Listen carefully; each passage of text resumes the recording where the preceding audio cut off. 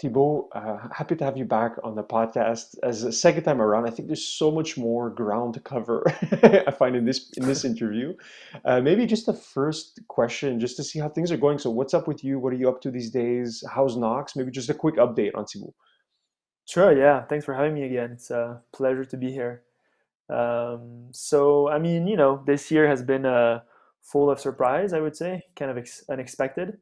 It's been quite positive for me. I've I guess, learned how to navigate the world of remote work, which has been quite productive. I mean, you know, Not gonna lie, at the beginning, it took a little bit of time to sort of get used to it, build the routines again, and the sort of like get the workflows right. But now it's pretty good. Look, I can complain. I'm facing the sea. You can't see it, but I can, and I'm in the south of France, working with Knox in Canada, and overall quite positive. I know that a lot of other people had issues um, last year on many different fronts, but for myself personally, it's been quite positive. Yeah, things are good. Knox, the business is growing. We're growing. The main metric of the enterprise, which is the total assets that we hold under custody. So we've been reaching out to insurance markets to grow our capacity of coverage, which has been interesting in many ways. And Yeah, I feel we've entered. It's undeniable now. We've entered a new bull run for Bitcoin. The last time we spoke, you and I think the price was around 7,000 US per BTC. And now one Bitcoin is priced at 39, almost $40,000 US. So of course, that price action is bringing on a whole bunch of new entrants in the space, and platforms that we service with Knox, which are oftentimes exchanges, have been seeing massive inflows of capital. So volumes are up, prices up, assets under custody is up, everything is going up. So it's a matter of seeing if now the infrastructure that was built over the last 3 years of bear market is sort of resilient and robust enough to bring on the next wave of adopters. And I guess we shall see it in the next 12 months. It's a fascinating conversation. I guess we could dive right into it, right? Like I find this second discussion about Bitcoin, like you said, it was 7,000, now it's 39. We're kind of crazy in terms of increase. My first maybe rookie question is, why is the price important? And I feel like it's so, if you take a long enough lens, the whole concept of Bitcoin is really this. I think the power of it is this notion of decentralized finance, right? Like this notion of no one owns the system, it can't be manipulated, there's a fixed supply. So there's all these really important, cool arguments. But then people tend to fixate on price, which I guess is great to get maybe more retail investors or more institutional investors on board. But is price as important as the media makes it out to be?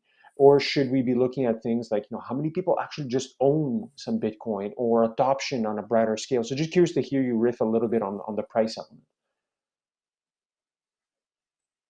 Yeah. I've had multiple different views on that. Ultimately, the technology behind Bitcoin is, number go up. NGU technology is sort of the core layer, I would say, of Bitcoin. And so as the number go up, more entrants come in, more entrepreneurs are incentivized to build new solutions and services to the new entrants, and sort of grow the industry. So I would say, you know, ultimately, the price is not going to matter for Bitcoin. If you look at the long term, let's say 10 to 20 years, I think Bitcoin is going to be successful and deemed um, sort of a global reserve currency when its fiat denominated price is irrelevant. And that's sort of the bull case for Bitcoin, right? Because of hyperinflation and of multiple fiat currencies, at some point, their reflection on the sort of valuation of Bitcoin will basically be yeah, irrelevant. But in the meantime, price is a really good proxy to understand where Bitcoin sits in its monetization process. So if we understand, price is a sort of global proxy of the human collective appreciation of Bitcoin, today, Bitcoin is valued at 40,000 US, which, 40,000 US dollars is, for some people, for most people, it's a lot of work, right? It takes many hours to actually be able to accumulate such wealth. And right now the market is pricing one BTC to that price tag. And so, yeah, I think it's sort of a good representation of where we sit in the overall process of adoption of Bitcoin. And if you look at Bitcoin compared to other fiat currencies or other assets such as gold, you're going to see that basically as number go up and as the total market value of Bitcoin sort of grows and catches up on other asset classes and other fiat currencies, then it becomes geopolitically important, right? In the way that now, for instance, the US dollar is worth between, I think, $4 to $5 trillion overall.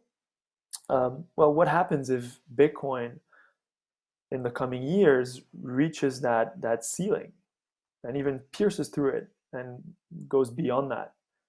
Well, then it's, the price will matter, because the price is sort of the price multiplied by the total units in circulation actually will give the monetary value of Bitcoin. And so if it ever reaches those levels, which many people believe it will, then yeah, it's Bitcoin will be part of a much broader landscape of geopolitics, and that matters. I want to go stay a little bit on the bear case for a few seconds, right? So, because I think we're going to talk about the bull case for a while, but so on the bear case side, what could, like, in 2021, what can happen that can have a massive detrimental impact to Bitcoin? Is the like to you? Is this what are the possibilities? Is it possible? Like, of course, everything's possible, right? But like, what do you think would be the different variables that could come into play for a very negative impact?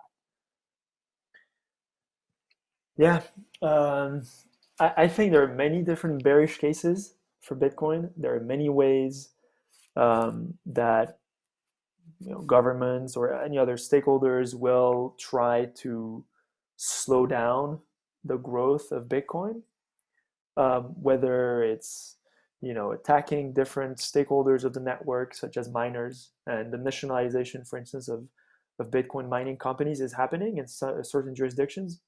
We're seeing it in Pakistan and Iran and Venezuela, where you have governments who have access to essentially electricity production farms, are essentially monopolizing this activity now and are either forcing private miners to sell their Bitcoin to the government, or the government is outright operating those facilities now to be able to transform their energy into hard money.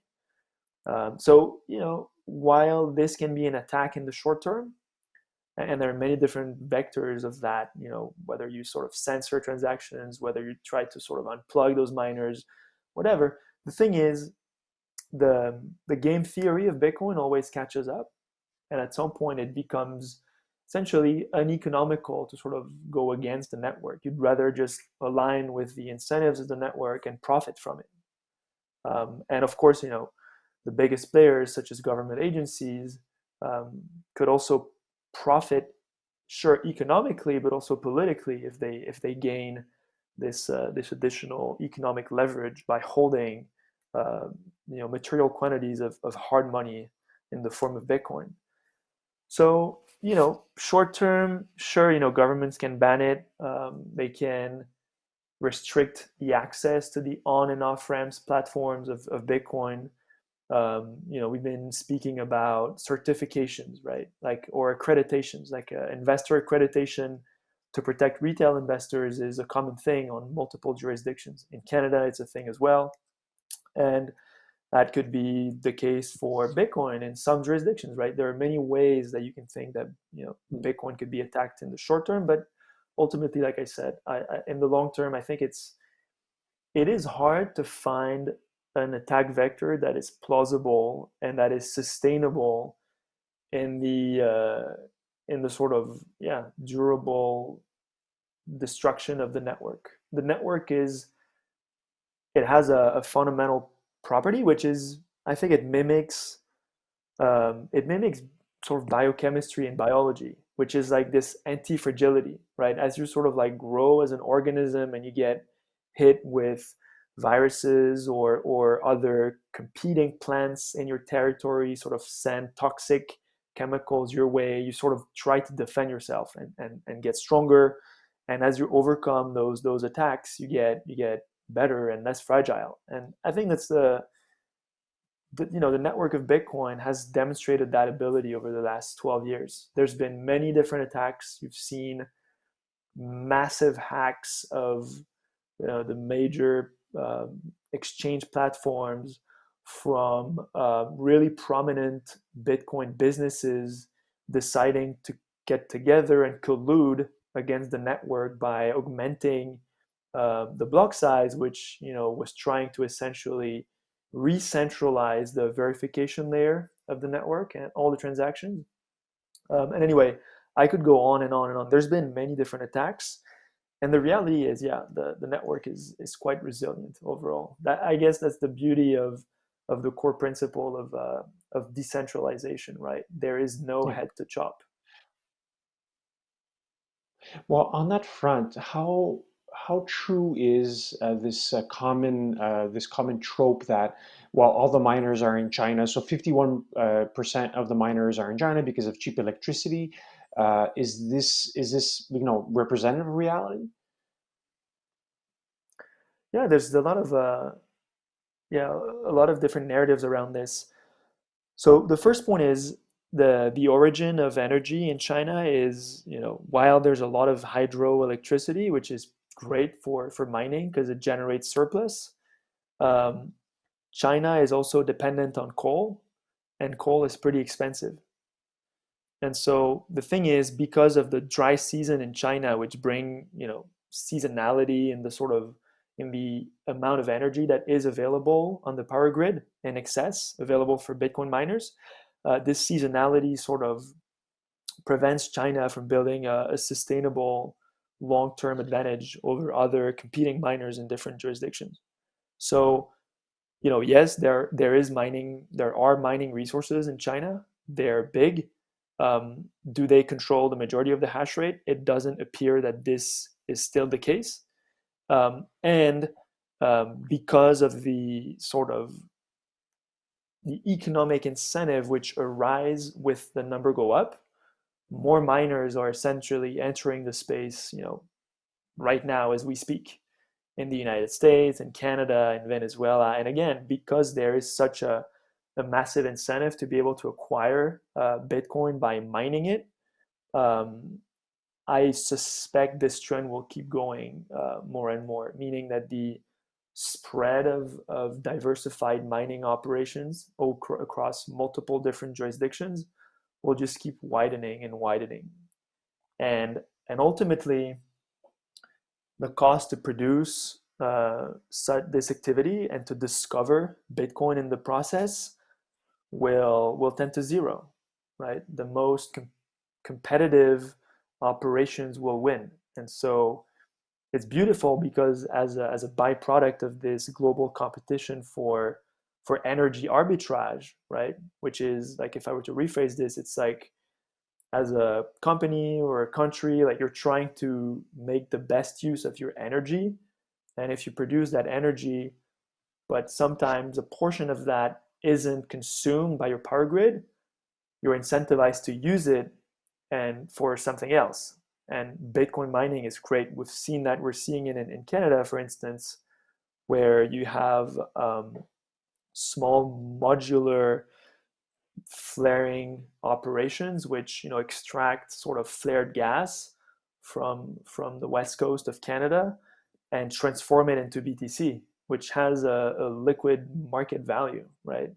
And otherwise, that energy would have been wasted. And so, if you're seeing this sort of like trend and phenomenon operate on a global scale, and everybody is competing for the sort of most efficient use of energy, yeah, ultimately the 51% fear, uncertainty, and doubt, like the FUD, right, from China is, I think, outdated and will be, laughable in a few years. Yeah, it's interesting, yeah, because like you mentioned, it's completely decentralized. So the fear is, well, places where energy is cheaper will take over. But your point is, well, it's just too big. The world's too big for any one single entity to be able to do it.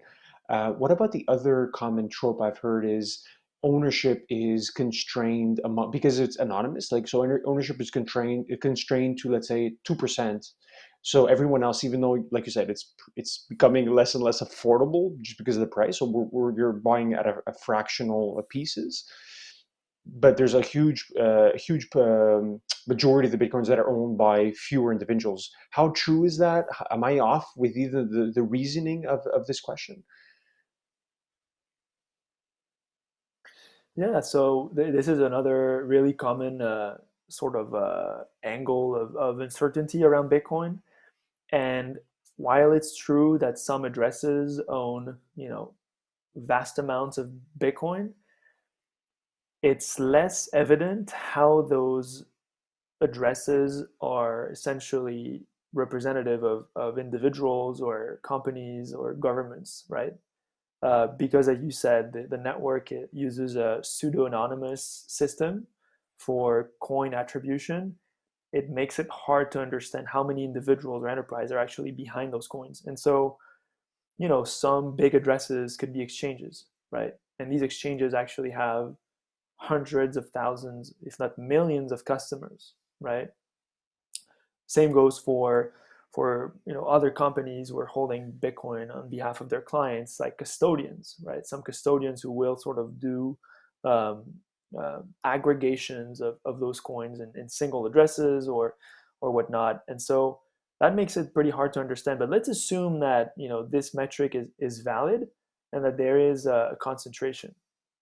Um, this concentration has been going down over the years, and that is by design, right? Meaning that anytime there's a bull run, the price goes up, the value of the Bitcoin holdings appreciate, and therefore some holders are essentially looking to sell to diversify their portfolio. Like this has been happening over the last two cycles and will probably keep happening in the coming cycles. It's sort of, I guess the portfolio rebalancing, right? If you're overexposed to an asset, some people would actually prefer to actually diversify and buy land or buy a car or start a business and so on. And what happens is anytime this phenomenon happens, you're seeing the supply redistribute to other new holders.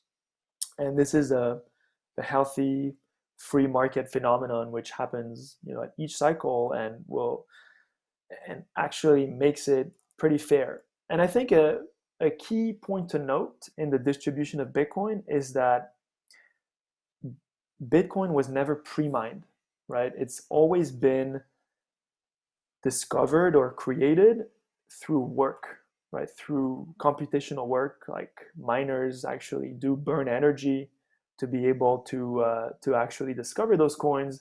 And so if you think about this, you realize that any existing coin has been fairly distributed.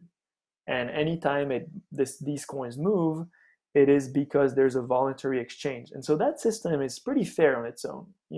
Some holders may have bigger quantities because they purchased Bitcoin in 2012 or 2013. But the reality is, back in these days, it was way harder to hold it. It was way harder to acquire it. It was way less certain what Bitcoin could become. And so, again, like from through that lens, you understand that the whole attribution of coin today is actually quite fair, and it will keep evolving and keep diversifying in the hodler base, and that's great.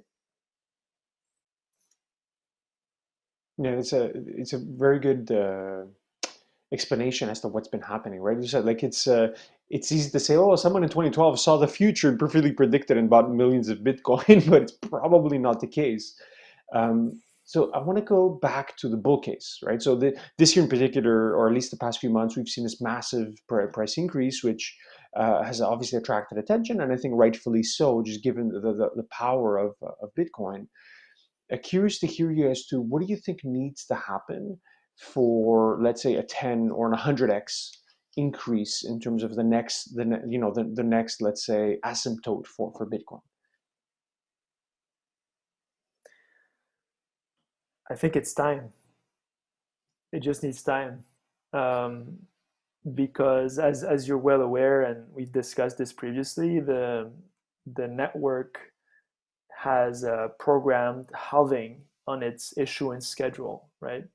And every 4 years, the quantity of Bitcoin that gets produced or discovered is just cut in half. And every time this happens, it creates, additional scarcity around the asset, and therefore creates, because of this, a lot of entrants are incentivized to come in, the number goes up, price goes up, and more people come in, and we're seeing those fractals of adoption. So, I would say time is sort of the best way to determine this. Today, I don't believe there's any single actor which could, quote unquote, pump the price by 10 or 20%, because it is available on so many different venues, right? You have different price discovery venues. And so because you have so many different exchanges where Bitcoin is actually traded at all time, 24/7, 365 days a year, now it's just becoming, it's getting different opinions from different people on what it is worth. And so with time, you're just going to see more people join and realize the value, and ultimately the price will go up. Now, if it's a 10x or 100x or 1000x, if you compare it to other existing assets, who knows? I think it can go, beyond that, but that's, to me, Bitcoin either goes to zero or absorbs, material amount of wealth from the world and from different asset classes, which have been used as different variables of storehold of wealth today. And so, if you think of, for instance, real estate, or gold, or the stock market, or the fixed income markets with bonds, all these different markets, they've been accruing some value because people treat them as store of value, right? And the reason we do this is because they're relatively more scarce than the currency we get from our paycheck. But if you have now a currency like Bitcoin, which fulfills that function, in addition of the function that we all know for money, which is the medium of exchange, then all this monetary premium, which has been accumulating on these different asset classes, will melt back into Bitcoin. And so, the price can go, many magnitudes higher than what we're seeing right now.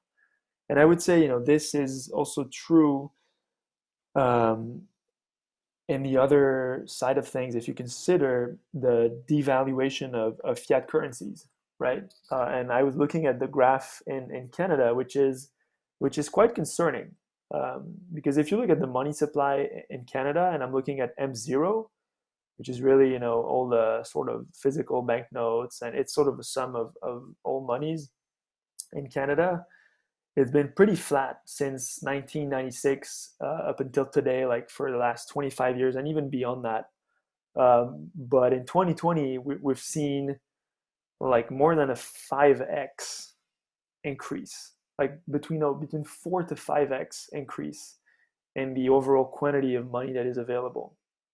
And so that means that all these new additional units of currency that have been created and then injected in the economy to stimulate growth are essentially slowly but surely diminishing the value of all currency units that are circulating, which means the currency units that you have in your bank account if you're saving Canadian dollars.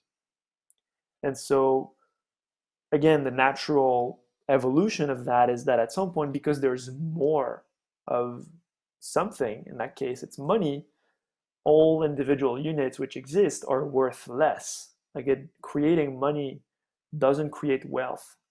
And so then if you're seeing those two phenomena happen in tandem, right? On one side, you're seeing quantitative hardening with Bitcoin. The network is getting scarcer. The asset on the network is getting scarcer and harder in terms of monetary attribute. And on the other end, you're seeing fiat currencies that you use to price Bitcoin that are, under regimes of quantitative easing, which creates more supply out of it. Appreciation of Bitcoin in those terms is going to be, I think it's going to be mind-blowing for most people. Even myself, like I'm a, me, I'm a long-term bull for Bitcoin, but I think it's hard to fathom the monetary shift that we're seeing right now, and it's going to take a lot of people by surprise for sure. Yeah, I find it's kind of economics 101, right? When you simplify it down, and it's like you have one thing that's fixed, and you have this other thing that's being, like you said, printed much more of, like the meme goes. So going back to your previous point, which I found fascinating, is like you think it's just time, but time is a proxy of adoption, right? So as more people come in, and we're seeing more and more companies also now putting Bitcoin on their balance sheet. I was like looking at it for myself, right? So is this something you would recommend? Right? Like I think famously, Square was one of the first ones to do it. Now there's talk of like, oh, Tesla should do it, and people should tell Elon to put some of the balance sheet on Bitcoin. Is this something you would recommend for companies to do? And like you also, I would take your recommendation then for just individuals, right? Like retail investors like myself. What should be our thought process when it comes to investing in Bitcoin?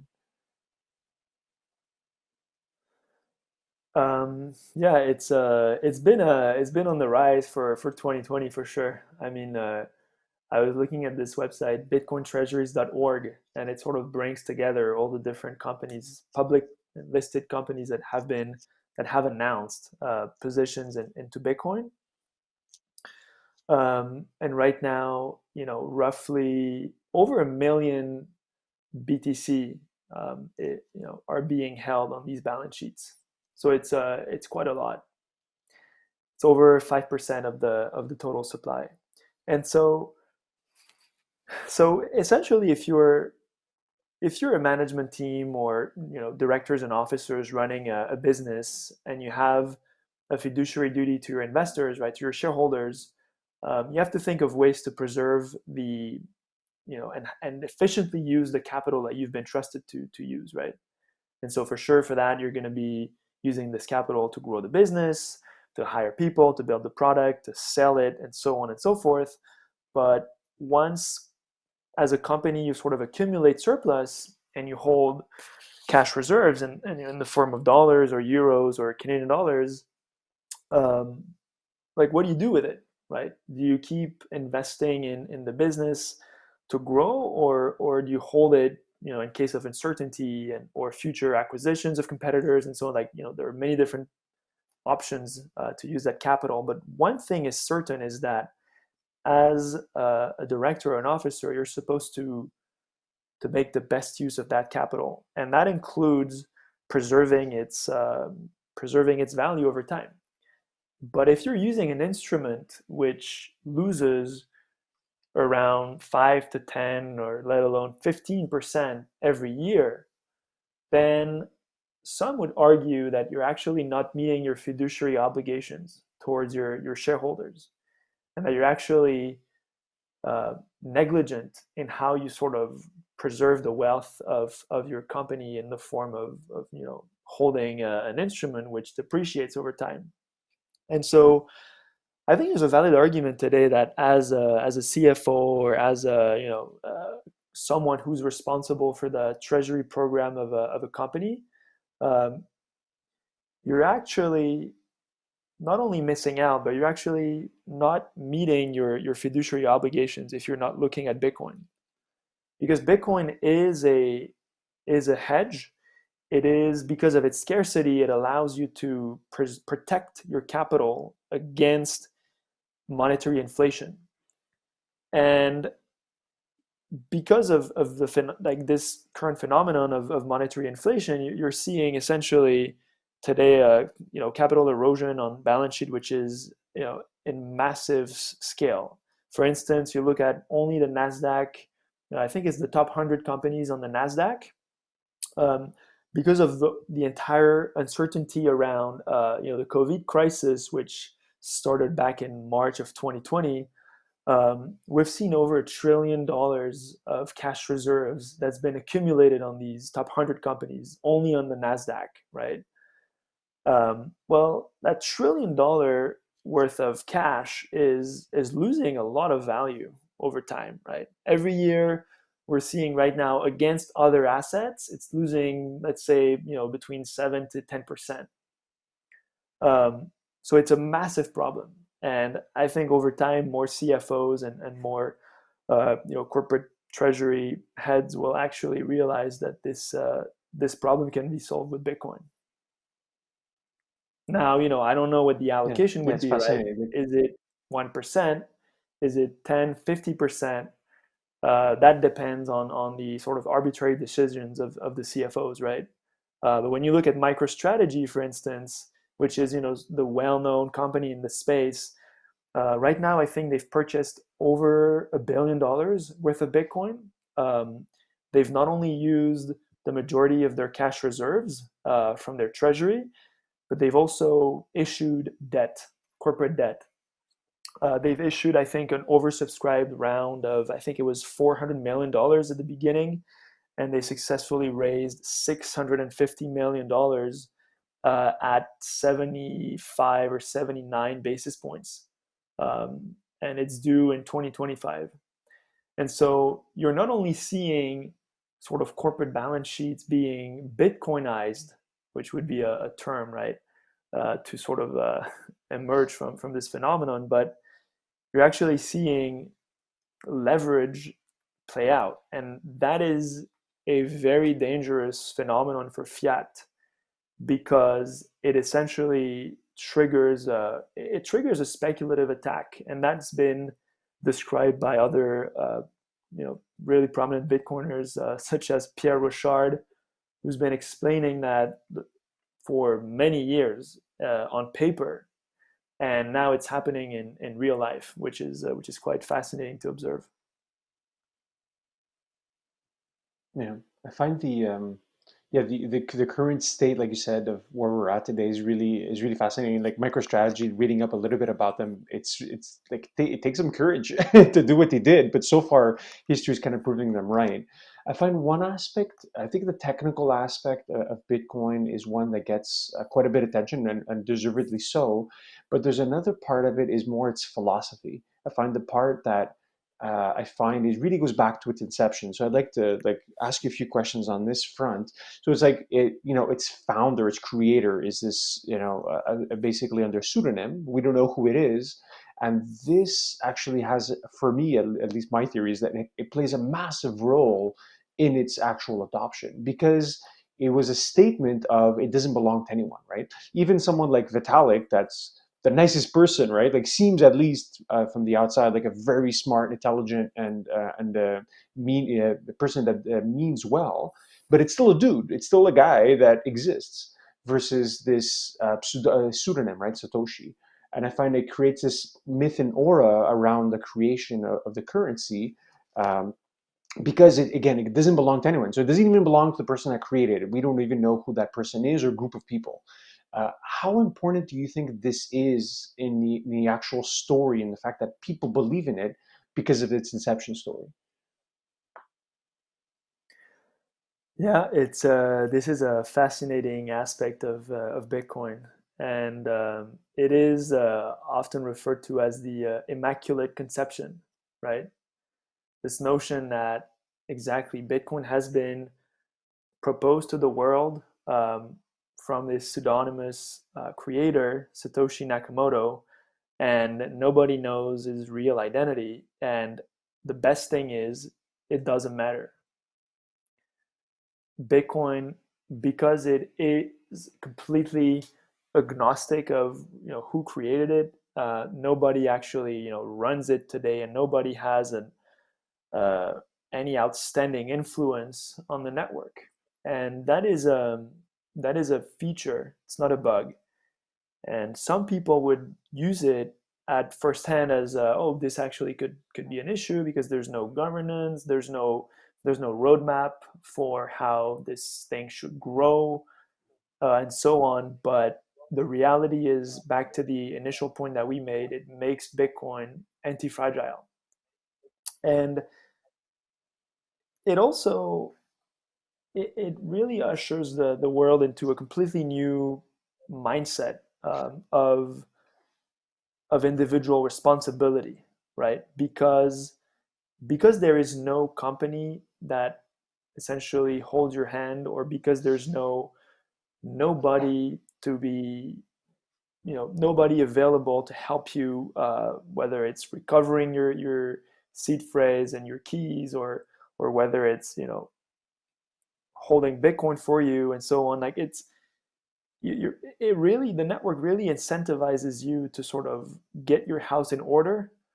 And I think this is a good thing, right? It is a really valuable, philosophical sort of understanding, which puts the individual at the centerpiece of this whole thing. Um, Bitcoin is not for government. It's not for a company. It's really for the individual. It's for the hardworking family man who sort of wants to, preserve his wealth while he's building valuable things for the world around him. And that's pretty positive. We're seeing a lot of sort of emergent subcultures around Bitcoin, and it's funny because Bitcoin being this sort of focal point of equilibrium in money, because it has a whole bunch of attributes which we covered previously, around sort of its appeal as an instrument to sort of exchange value, store value, and measure value. Because it is such a strong equilibrium on those 3 points, because it is the best money, it also sort of attracts or creates, I don't know if it's the first or the latter, subcultures around other selling points. And so you're seeing subcultures around nutrition. What is the best form of nutrition that a human should actually consume to be in the best mental and physical shape? Same thing for social relationships and the notion of family as a centerpiece of mankind, right? And on and on and on, and political views, and economics and free market. And it's really interesting because again, in that sort of realm, it forces the individual to reflect on all these different components and aspects of our lives. And yeah, we're seeing, I think we're seeing the rise of the sovereign individual. And this is, again, another example of a really good book, which is, loved and debated in the community of Bitcoiners. And it seems that Bitcoin is the tool which is allowing individuals to be sovereign. So like a nation state would be sovereign in sort of issuing their own currency and managing a given territory, now an individual can all of a sudden have a massive empowerment, because this individual is able to control their wealth, and they can essentially move around the world, with that wealth, and of course live in cyberspace, right? This notion of like this new elevation of sort of the internet, where you could, theoretically now you can do, or technically or practically you can do anything on the internet. You can work on the internet, you can have friends on the internet, you can feed yourself by ordering stuff on the internet. And so because of this, Bitcoin, I think, is one of the last tools which will, completely empower individuals to sort of, truly become sovereign. And socially speaking, like this is a massive change globally, right? Because you're not relying on the state anymore to sort of give you, rigorous like guidelines in terms of how to live your life. It's like it is up to you to take responsibility and seek for yourself, and take ownership. And that's a beautiful thing. Yeah, I find this. Yeah, so you've given me a new book to read, Thibault, and I find this whole concept of sovereignty and which the last points that you mentioned in terms of what is the potential, not just of Bitcoin, but what of the individual, considering what what technology has unleashed, kind of really ends, I think, the conversation on a high point. So I think you just did a mic drop. I don't think I have many more questions after this. I guess maybe a few foreign questions. Is one, what are you most excited about in the next, let's say, 12, 24 months when it comes to Bitcoin? Do you see anything around the horizon, or is it just to your previous point of time? Like it's going to be more time, more adoption, so more people buying into it literally, but also adopting its philosophy. Yeah, I think Bitcoin is not the end. It's not the end all be all, right? Bitcoin, I think, is a really useful tool for humans to sort of celebrate freedom. And if you understand Bitcoin in that way, then I think a really exciting piece of the next evolution of society around Bitcoin is around how humans are going to use this tool to do good around them. And sometimes I'm called like a sort of mindless optimist who sort of think that the world is all pink and with blue elephants flying around and everything. And no, I think because you're incentivizing individuals to take control, their responsibility, you're seeing just much nicer individuals do good around them.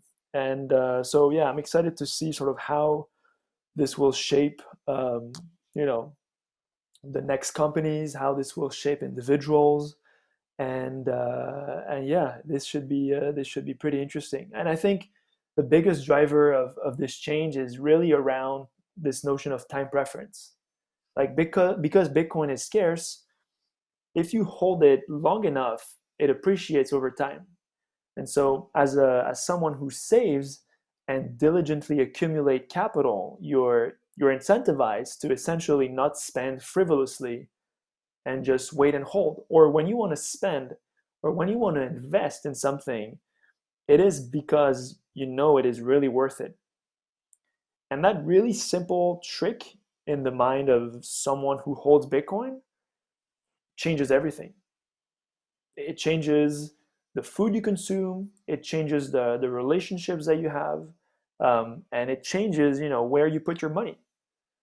And today, I think if you sort of juxtapose that to the current situation, because you have abundance of capital and money, not to everybody, but to some individuals and companies who have cheap credit, or because again central banks can arbitrarily issue new currency to support government programs via the issuance of foreign and sort of sovereign debt.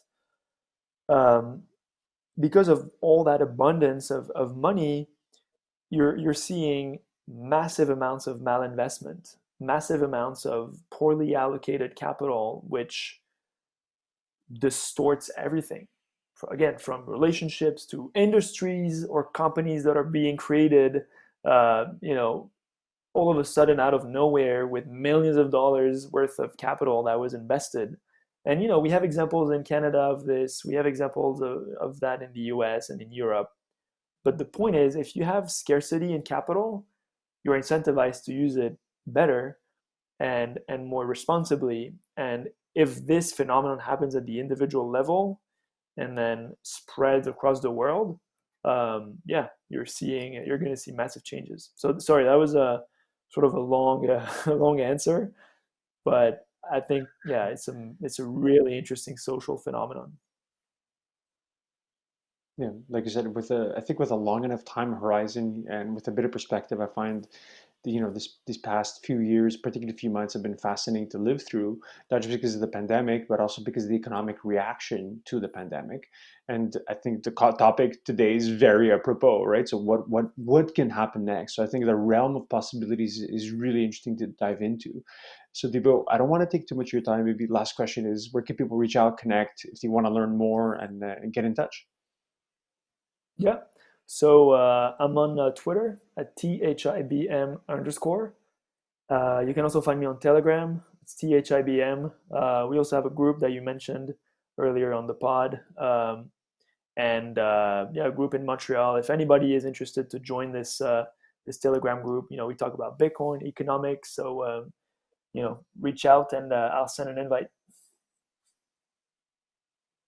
Sounds good. Thank you so much, man. It was really great. Thank you.